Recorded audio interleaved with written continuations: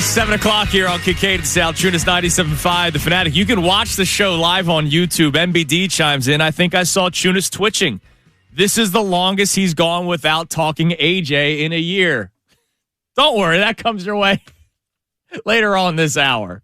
We got to hit the quota, man. AJ Brown will be talked about. I'm glad it's starting to wind down, though. I can't wait. Yeah, I mean, it's over and done with, kind of, until more random rumors come out. He is such an absolute phony. Have you seen the latest rumor? No. Oh, you missed the latest social media rumor? No, what's the latest now? That he was throwing games last year. Oh, really? I don't believe that. He was dropping passes on purpose last year. And there are people that gobble this crap up. Uh-huh.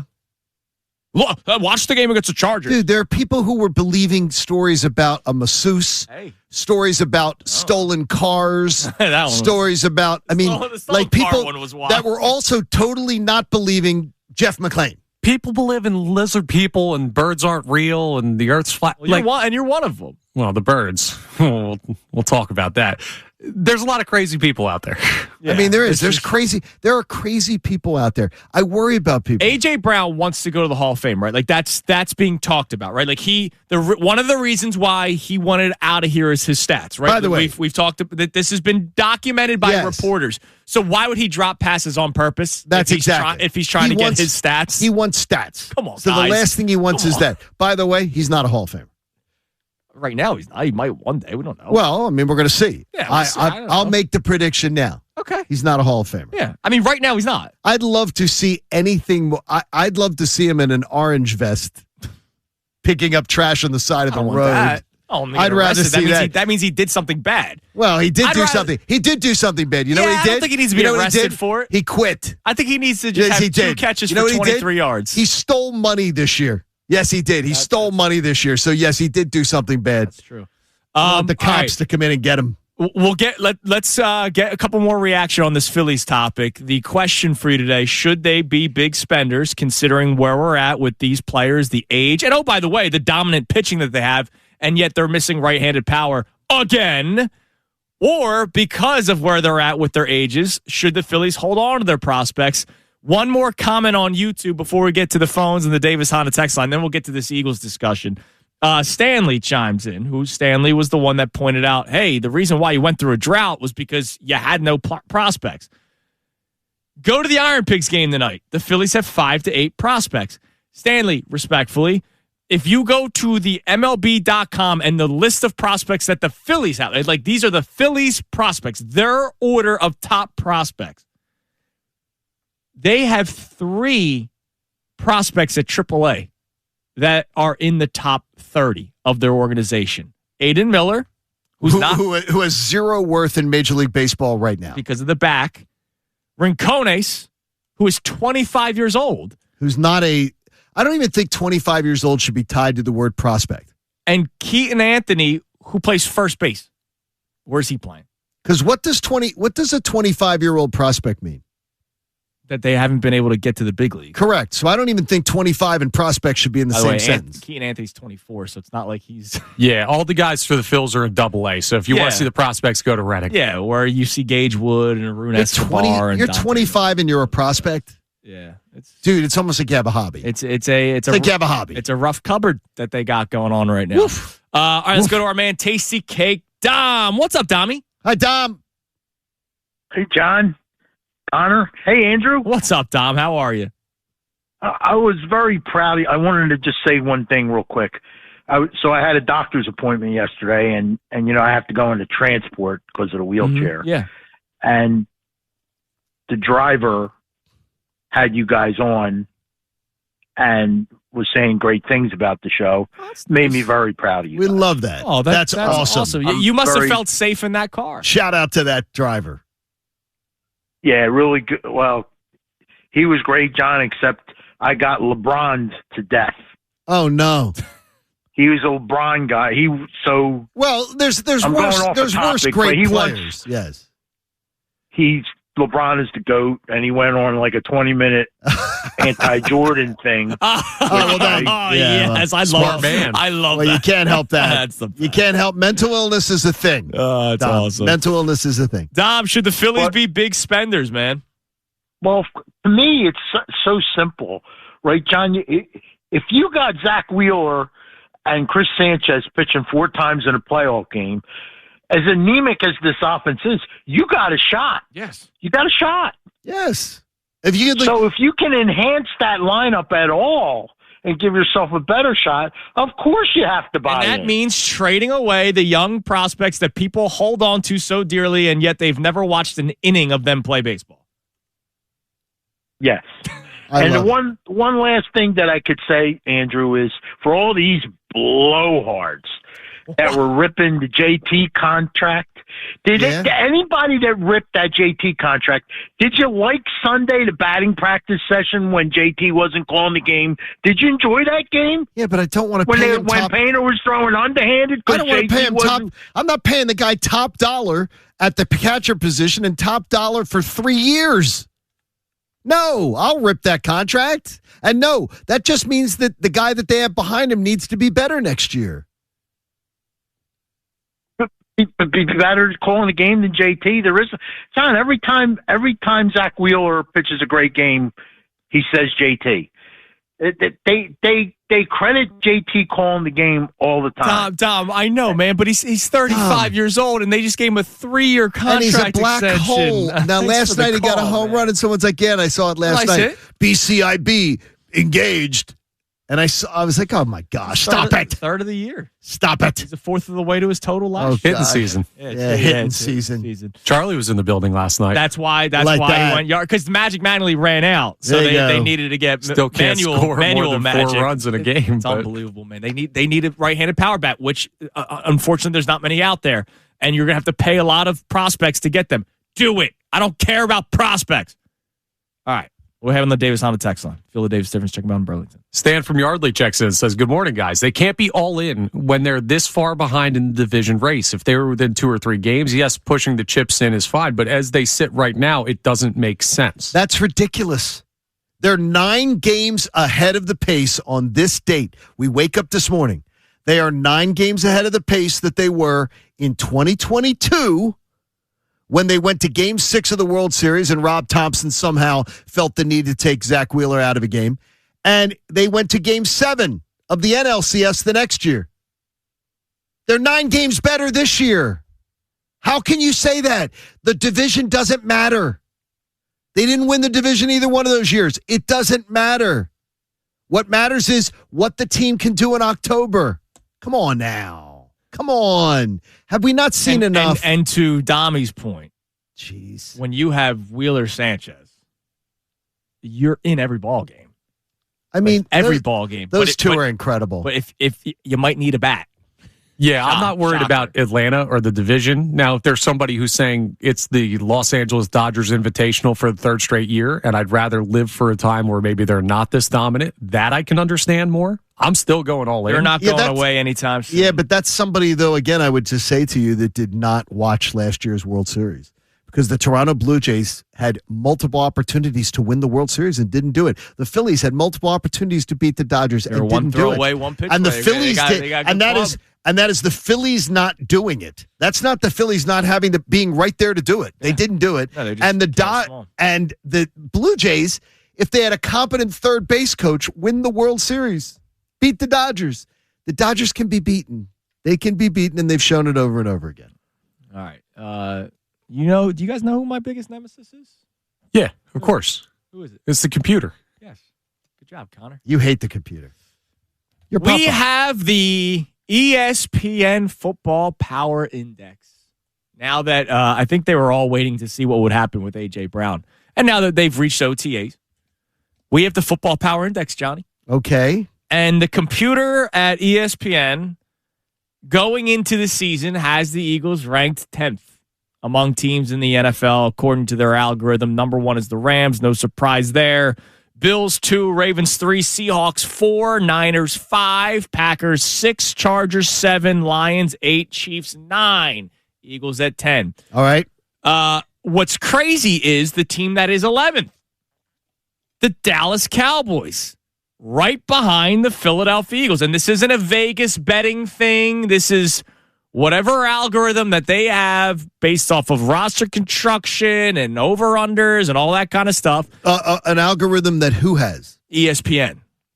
Okay, that's important to note. The Cowboys are right behind the Eagles. Best chance to win the Super Bowl. The Eagles are, once again, 10th among all teams in the NFL for chances to win a Super Bowl.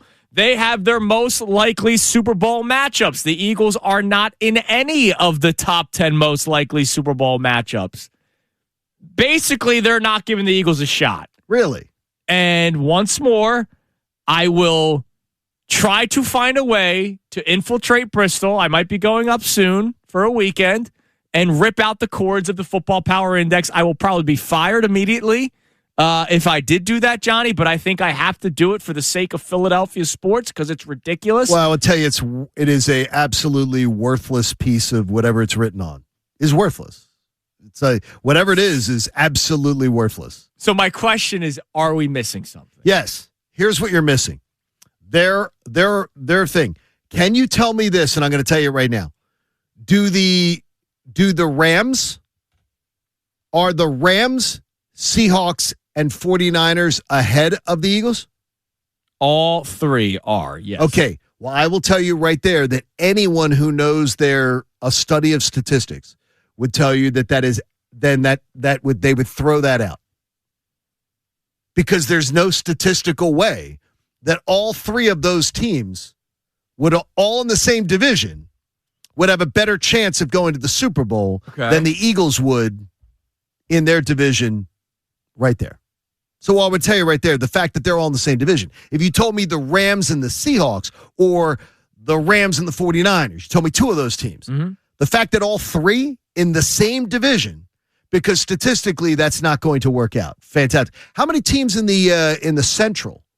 The North, the NFC North. Ahead of the Eagles? Yeah. 2 Packers and Lions. Okay, right there. It does not work. The math isn't mathing. So right there, that doesn't work. And I get that. What I'm just trying to figure out is we are still, once again, thinking very highly of this Eagles team, right? 12 wins absolutely. Was your prediction. Yeah, 12-5. I pencil it in, yeah. Use the Sharpie. Connor, I said you were out when we did this. I also was at 12-5, but you know how we always do, but I could see 13-4. Can't do that. I could see 11-6 more than 13-4. That's how I'm looking at this Eagles team right now. That my 12-5 prediction, if you were to say, could you see one more win or one more loss? I would see one more loss before I would see one more win. But I still think that they have a 2-game lead in the division when the season's over. You see it as one more losses. So more likely. You have 12 also. Yeah, my prediction is 12-5, but I could see 11-6 more than 13. If I gave you the wiggle room, you're saying 11. Yes. Connor, you say 12? At the Thomas you Sports said 11. Book. You said 11, right? At the Thomas Sports. You can get them 12.5 would be the over-under I would set for the season. You bet that on Kalshi, right? Trade. Trade. Yes. Trade. Thank you. Traded. Sorry, I don't want to. You don't mess anything up. Leave the Kalshi to me. I was giving you a chance to plug it. I appreciate it. 12.5, though, is where I would set this because I think one more win is more likely. I think one more win's more likely than one more loss. Okay. Just because of the fact that I think cannibalism is going to occur in the other divisions. Really bad, like real bad cannibalism. I'm trying to figure out what it is about this team that we are so confident in right now. I get it, the defense. Right? I don't think anybody's debating that. How confident are we that the offense is going to be middle of the pack, top 10? We did a poll yesterday. Majority of people believe the Eagles' offense will be top 10 next year. What makes people say that? Other than you don't want to go into a season miserable and you want to be a fan of the Eagles. I get that. But what is it that's making us so confident? Is it just Sean Mannion not being Kevin Patullo? That's a huge part of it. Is it we think the offensive line, we just assume the offensive line will be healthier this year? You should. Is it Jalen Hurts will thrive better with whatever this offense is compared to the offense that won them a Super Bowl but then didn't last year? Coin flip at best. Well, I'm just trying to figure out what we're basing our confidence in so much. I think the schedule might be one of the higher reasons. You have them at 12. Yes. So what are you basing your confidence on? Defense first. Okay, so you're thinking the offense is being dragged along? It was last year. You think the offense this year is being dragged along like they're going to be? I need to see some things before I feel very confident in the Eagles' offense. There's a difference between. No, wait a minute, though. I was surprised, John. I was surprised in the vote yesterday in the poll where majority of people that answered believe they will be a top 10 offense. Okay, now the thing is though, there's word manipulation there. All right. It's very confident is another thing. Confident, very just confident. What are you confident in? Are you confident this team is going to have a good offense? Are you confident that this team is going to have a good offense? So I don't believe no manipulation of words other than that. I don't believe. Sure, I'm confident that they will be a good offense. I don't believe that they will have to be drugged throughout the entire season, but I do believe the defense will be much like the pitching staff for the Phillies. I think the pitching staff carries this team. Okay, you can just tell by all the 3-2, 1-0, 2-1 ball games. I think there's going to be a lot of that this year. Okay, I think that's we would agree with that. We would agree with that totally. Then that's not. I don't think that's outlandish. Like people would agree with that. JM wants to know, why is the offense going to take a significant jump with a lesser roster? Now that fully depends on how you view A.J. Brown. That's if you believe it's a lesser roster, too. John has been very outspoken. You have been very vocal about when the trade happened. Yep. And it did happen. Yep. In case people still don't believe it. Yeah, people don't believe it. It's a media creation. That the offense would be better without A.J. Brown. Yep. I don't feel that same way, but you have been very vocal about it. I absolutely believe it. First of all, I think it's a weight off of people's shoulders. Getting him out of there. The getting him out of that room, I think, is going to be a beautiful thing for a lot of people. There's Jordan Mailata let a little bit of the cat out of the bag. We'll find out more about that in the coming weeks. Sure. He started to let a little bit out of the bag. There's a lot of people that are just exhausted by this guy. And that's going to come out more. I think you're going to find out more of that. I think people will be more relaxed. Now, Mark has a question for you. Sure. And Mark is not an Eagles fan. Okay. But Mark is a big viewer of the show, and we appreciate you, Mark. Thanks, Mark. Did the cannibalizing NFC West help the Eagles last year? Question mark. The cannibalizing NFC West? No, maybe he's helping them last year.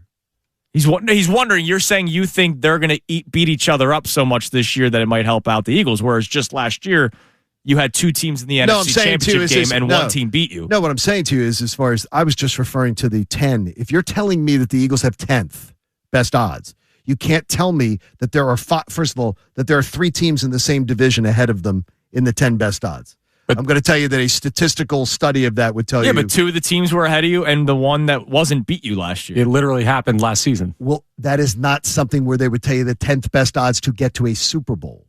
That is not going to, statistically, they're not going to tell you at the beginning of the year, that is where they should be in a ranking. That's not going to be the way it's going to be. So who would you move them ahead of? San Francisco? Yes, absolutely. So you would have them at least 9th?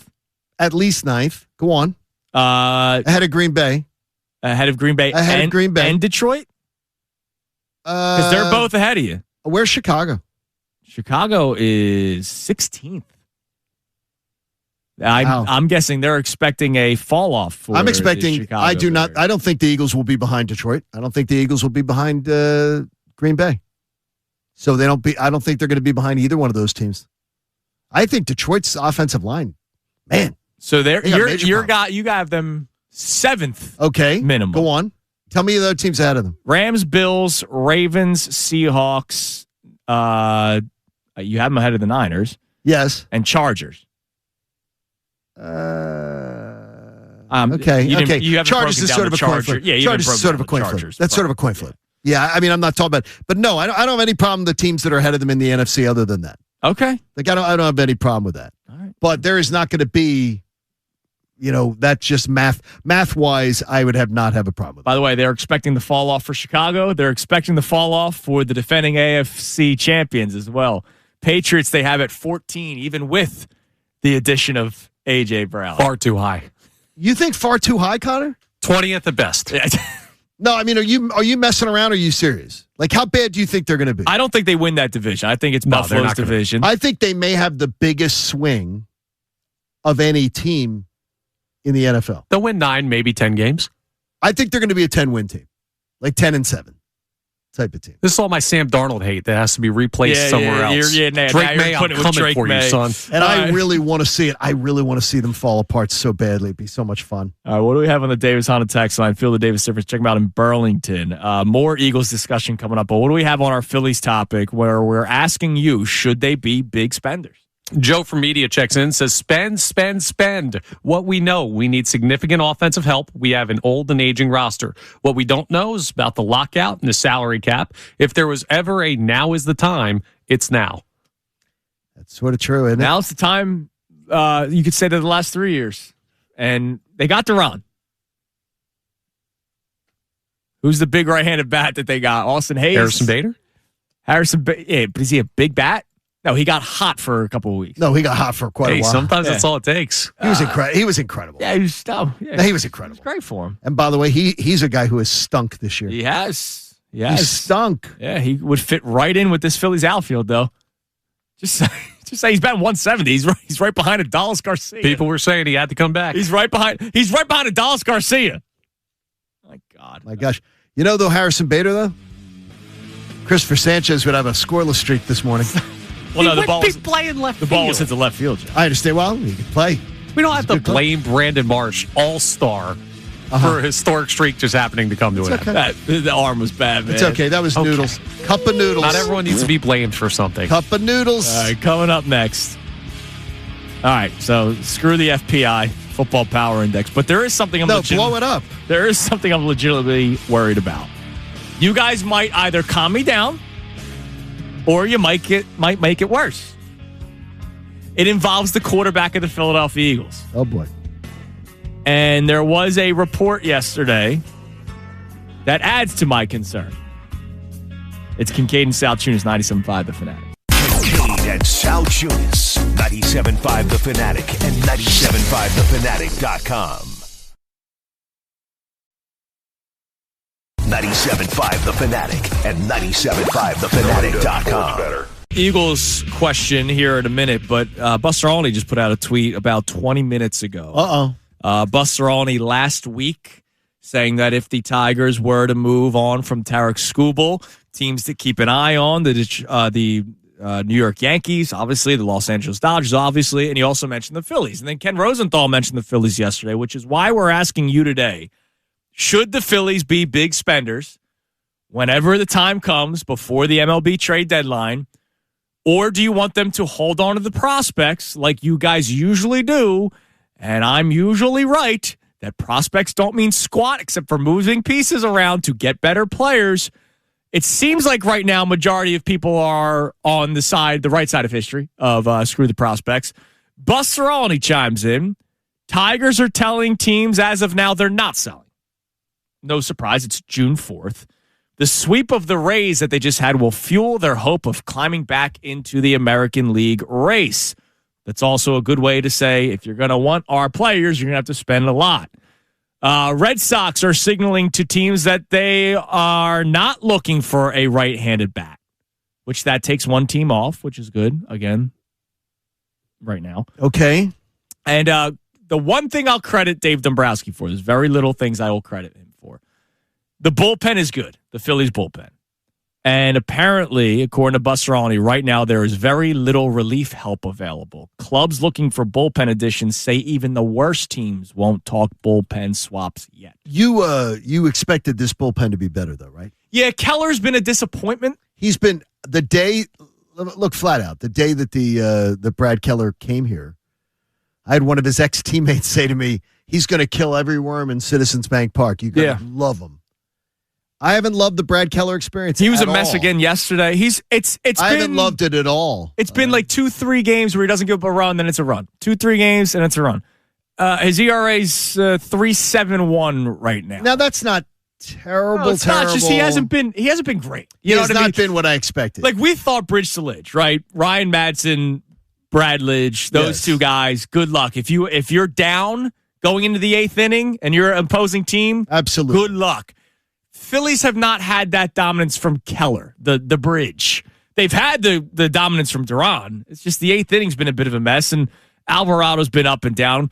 Kerkering has been good, but again, we know what the issue is with Kerkering. Like, I'm not all of a sudden putting him into high leverage situations in the eighth inning. I might try him as the setup guy at this point.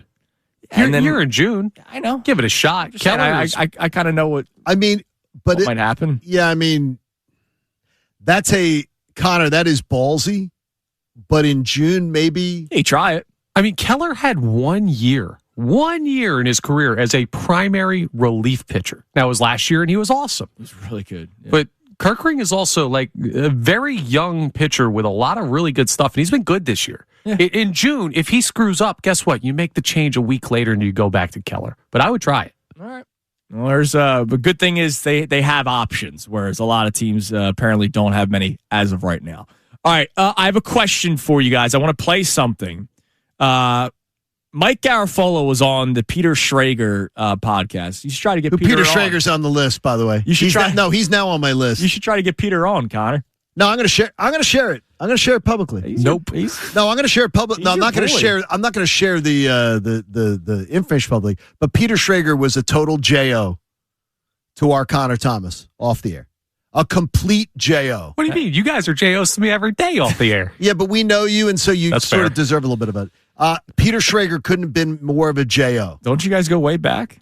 He was an intern at 790 The Zone back in the day in Atlanta. Yeah, he was a complete JO. And I will absolutely enjoy crossing paths with him and seeing him at some point. And just saying, seriously, that's how you treat people now? Yeah. You're that big a deal? Really? You're that big a deal? A complete JO. Great podcast, though, the Schrager Hour. Yeah. Really? And he had Mikey G on, and I thought bad information myself. This was Mike Garafolo talking about the A.J. Brown trade. The Philly side of it. Take us through it. Empty the notebook. What you got on the A.J. Brown deal? Yeah, at some point, all the pretense was dropped, and everybody's like, let's just do this here. There were issues the Super Bowl year. And I understand it. You just won a Super Bowl. Now you're going to trade one of these two?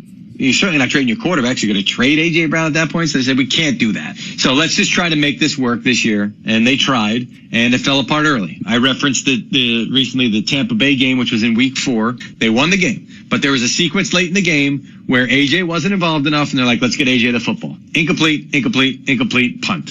After the game, they win. Can't stress that enough. The fan base is saying, we just don't look right. This is going to catch up to us. AJ's not happy. At some point, I'm like, these two can't coexist anymore. That's it. Like, I don't care. And so now to get a first round pick on this, even if it takes you a couple of years, I think that's the smart play. I think it's the wise play. The crazy part is his issues were not with the head coach. His issues were not with the offensive coordinator. Big Dom loves him, and he loves Big Dom. No issues with Howie or ownership. It was strictly about the quarterback. So it was a really weird one because a lot of times the receiver goes, I'm just done with that team because whether it's the GM or the coach or some kind of combination of it, it wasn't the case here. So it was all Jalen, according to Mike Garafolo there with the A.J. Brown front. All right, here's my question. And it's a concern that you guys can either put me at ease right now or you can make it worse. Do you guys also have any concern that there could be some sort of rift in the locker room? That there are, again, from all accounts, A.J. Brown, great teammate, everybody loves him, blah, blah, blah, right? And if it was a A.J. Brown versus Jalen Hurts thing, and as Joe Santoliquito said to us earlier this week, the day after A.J. Brown was traded, he called in at 6:30 and said, look, if you polled the room anonymously, there'd be a lot of people that would have said Jalen should be the guy that was traded. They would have rather have kept A.J. Brown. If people look around and go, well, you're the reason why he's not here anymore, and let's say the offense starts slow, let's say A.J. Brown has a couple of good games in New England, is there any chance that that could lead to a bit of a rift? Because let's not act like Jalen Hurts has been totally clean when it comes to relationships, right? Like Brandon Graham felt the need to go to his house to tell him to lighten up at one point. There was the horrifically staged golf cart ride with him and Nick Sirianni in front of all the cameras. I believe what Brandon Graham said last year, though, speaks what he said on record when he shouldn't have been speaking. Mm-hmm. Speaks for what was being said behind the scenes by a couple people that I've spoken to. That one was trying and 11 wasn't. That Jalen Hurts was more of a source of the discord like as far as that Jalen Hurts is difficult to deal with at times, but that Jalen Hurts was doing everything he could to try to be a better teammate, stuff like that. Remember, after the 23 season, it was that they had Lane Johnson on the Dan Patrick show at the Super Bowl telling him, yeah, Jalen needs to improve on a lot of things, like calling him out publicly. Yeah. So there were a lot of things that Jalen was making the effort, and that 11 was not. 11 was checked out, and he was. And then we saw he tried to sabotage the whole season when they were 4-0. So, do you think that is that even a concern on your mind, or do you think it's no? I think people. Right. I think people in the locker room saw that Jalen was trying and that AJ Brown was not. And plus, that locker room wants to win. Those players want to win. They're not going to sabotage it. They're not going to let this sabotage. No, but they're not going to let this. They're not going to let this carry over to where they let 2 seasons be ruined by AJ Brown drama. All right, Connor. Yeah, I'm not remotely worried about this. Okay. No, I don't really think I think it's a 1-11 issue. 11's not here. Can I ask you something, both? Because it's something that's very, very telling. Mm-hmm. And it's going to seem like a cheap shot, and if it does, I'm sorry about that. You know when players leave organizations? When they get traded? What's the first thing you see happen? When players, especially like star players, leave organizations in today's day and age, in the social media age, I'm giving it away. What's the first thing you see happen? I know what you're going to say. Yeah, you're worried about the tweets. And we'll go to, Yeah. Where are they? I mean, every update clip I played yesterday was a different player saying good things about AJ Brown. Yeah, where are the? You see them everywhere. You see them everywhere about, like, where are these guys? I don't know. I don't remember seeing Myles Garrett. I can also say I don't know how many players took to Twitter to defend Jalen Hurts when all those anonymous. No, it's not about anonymous things. It's just a guy's not your team anymore. No, I know. Love you. Go get you're the best. I don't make awesome. As much of it as you do. It's overstated. It is completely overstated, as Joe came on here and talked about, and otherwise. It has been completely overstated that people believe that there was this like universal support for AJ Brown, and that he had complete support in that locker room for his antics last year. That is a piece of fiction. I will also say this. I wonder how many players are keeping quiet because, man, are the rumors insane. Like between massage therapists and car thievery. Yeah, this isn't a guy signed a big free agency contract. Hey, we're happy for you. Yeah, I think it's just been so. I would stay away. I would too. Like if honestly, whether I'm Team AJ or Team Jalen, I'm staying away from this one. Switzerland.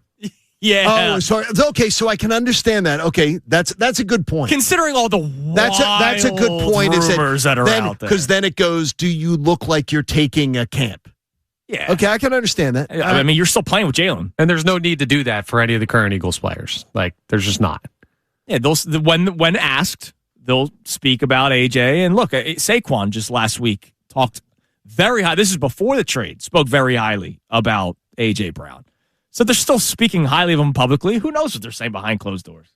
Yeah, but like Quinion, Devontae, all were asked about it. They're also positive. It's a great point, though, that with all the drama, that you might not want to align, because it looks, even if you do something innocuous, it looks like you're. Yeah. Greg chimes in. Easier to just stay out of it. That's a good point. That's a good point. I just be like, very good point. Yeah, it is. Point taken. Wish you guys all nothing but the best.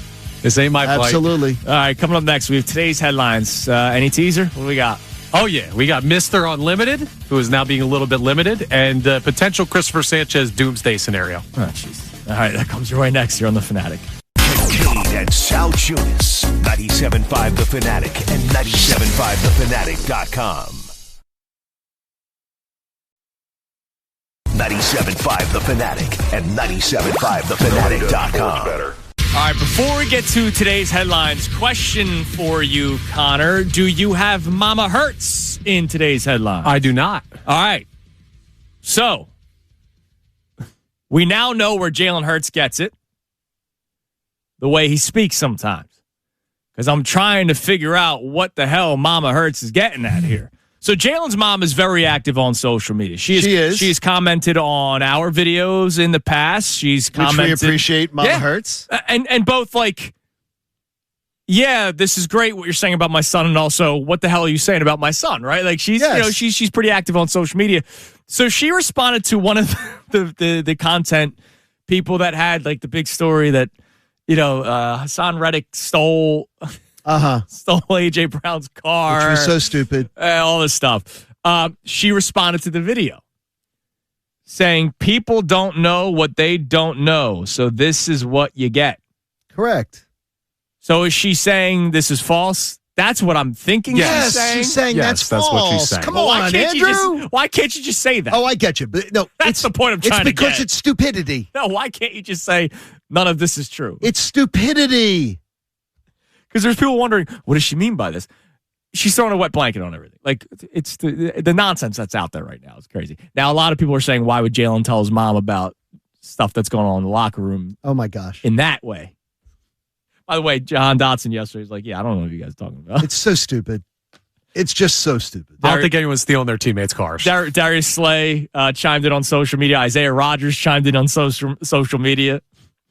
I mean, it's so stupid. The only guy that talked about drama was Chauncey Gardner-Johnson, and he's disappointed me because he's gone quiet. I thought that he would be more active. Why? You know why he did? Why? Because his constant desire to be paid attention to. He can't put his phone down. Hey, AFC East champs, Buffalo Bills. He thinks he's in Gossip Girl. He just wants to constantly have his phone out. Good content for us. Damn right. Tweet more, Chauncey. We're waiting for it. All right, it's time now for today's headlines with Connor Thomas. Today's headlines with the Connor Thomas. What's up, V? It's brought to us by Lundy Law. For over 70 years, Lundy Law has been fighting for injured people. If you need them, remember the name Lundy Law. Your injury lawyers. Visit LundyLaw.com. That's LundyLaw.com. We're going to start out with the NBA Finals, which tipped off last night. You can hear those games live here on the Fanatic, by the way. And the Knicks, a 10-point victory in Game 1. Another comeback victory for them. Unbelievable. I'm going to ask you this question because Victor Wembanyama answered it last night. You worried? We've been down in a series before, never in the finals, obviously, but I'm not kicking myself about anything, really. I mean, I'm not worried the slightest. Should he be? No. No, it's 1-0. It's one game. They just beat the Thunder, who everybody penciled in as NBA champions. I'm not worried, no. They went 7 games. Knicks didn't. They had some extra time. It is amazing what the Knicks are able to do. Unbelievable. Coming from behind constantly. And then you just have guys like Josh Hart, 15 rebounds again yesterday. Like it's amazing. But I think it's fine for Wemby to say that they're not worried. By the way, the Knicks ended it with an 11-0 run. It was unbelievable. Like that's not going to happen every single night where a game ends on an 11-0 run and you lose by 10. It might with this Knicks team. I mean, look, they're keep doing it. They're unbelievable. They do it all the time. And the thing is, though, there's a difference between respecting them and rooting for them, and the locals rooting for them is disgraceful. By the way, if you're driving on Route 30 near the Nova campus, be careful on game nights because all the Nova students are out there celebrating in the streets after these wins, and it gets dangerous for people with their cars and everything. They're blocking traffic. They're doing all that stuff. So good job by the police keeping the streets safe. How about that? From all those New York kids. All right, what else? The Nova what else we Knicks. got? Let's move on to Mr. Unlimited, who is now Mr. Broadcast Television. Unlimited. There were reports earlier in the week, but it became official yesterday as Russell Wilson has retired from the NFL after 14 seasons. He's got to go into TV broadcasting. And my question to you guys, because we've had this argument before. Well, we'll start with, do you think he's going to be good on TV? I don't. I don't either. He's a handsome fella, right? He knows the game. Yeah, not. He has no personality. His teammates hated him. He has no he's a fat he's weird. He could not improv a fart after a baked bean dinner. He's completely staged. Everything he does is staged. His social media staged. He's not genuine. And look, weird is good. I'm weird. John's weird. Connor, yes. You're weird. Like, spoiler alert. Correct. Most people in sports talk radio are yes. weird. Like, there is a reason why we can do this, because we're weird. But you have to embrace your weird. Russell Wilson thinks He thinks he's cool. No, yeah. No, he thinks he's cool. He really does. When he posted that Mr. Unlimited video, he thought that was the coolest thing he's ever done. Meanwhile, I'm sure all of his former teammates probably sent that to every group chat that did not include Russell Wilson, which was probably all of them. Yeah, because I don't think he's in many group chats. Yeah. Now I'll ask you an update on an argument we've had in the past. Russell Wilson, Hall of Famer. Yes. I believe that he will be.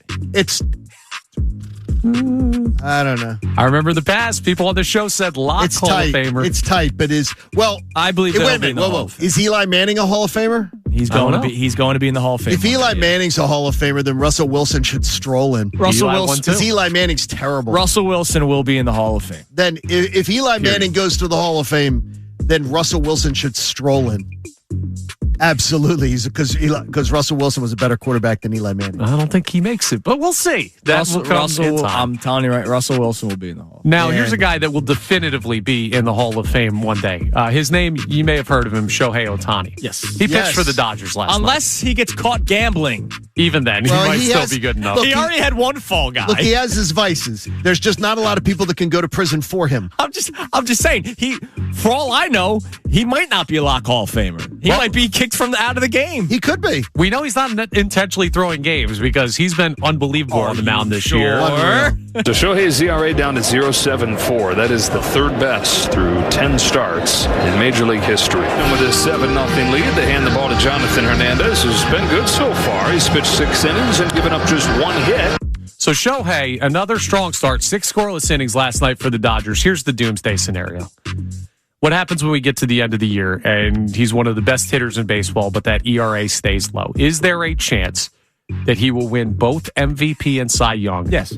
And does that screw Christopher Sanchez? No. He's not going to win both. He very well could win both. I don't think he's going to win both. Do you think the voters would say, hey, you get MVP, but Sanchez gets Cy Young? Yes, because the voters are stupid. Yeah, voters are stupid. He may deserve it.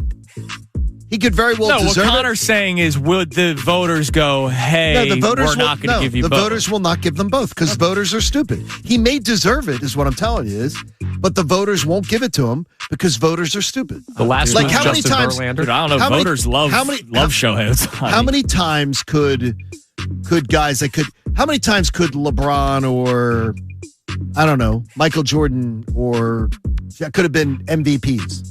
And they give it to somebody else just to not give it to the same person. Or a coach been coach of the year, but they just won't give it to them because they can't. They want to say give it to another person. I thought Kyle Schwarber had a case last year. He didn't even come close. Not even. I mean. So what I'm saying is, if these voters love Shohei Ohtani, they love him, man. Yeah, I don't think they'll give him both. I'm worried, man. I'm worried. It's unbelievable. Because I need to see Sanchez win the Cy Young this year. If it's Ohtani, why? What do you mean? Why? Why do you need to see it? Yeah. Why? Because he deserves it. I want him.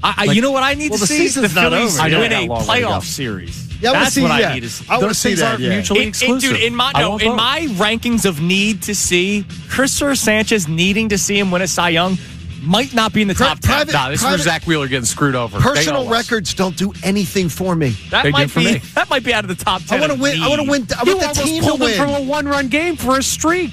Let the team win. And now personal records don't mean anything. Okay. No, this bullpen that we talk about should be able to handle it. All right, coming up next, Andrew DeCecco will be in studio. He joins us in studio for the rest of the show. We have not talked to him since the A.J. Brown trade happened. What does he make of the move? The reaction from the internet and some of his former teammates. And, of course, we'll talk about the 2026 Eagles. That does not include A.J. Brown. All for the next 2 hours. And Phillies here on the Fanatic.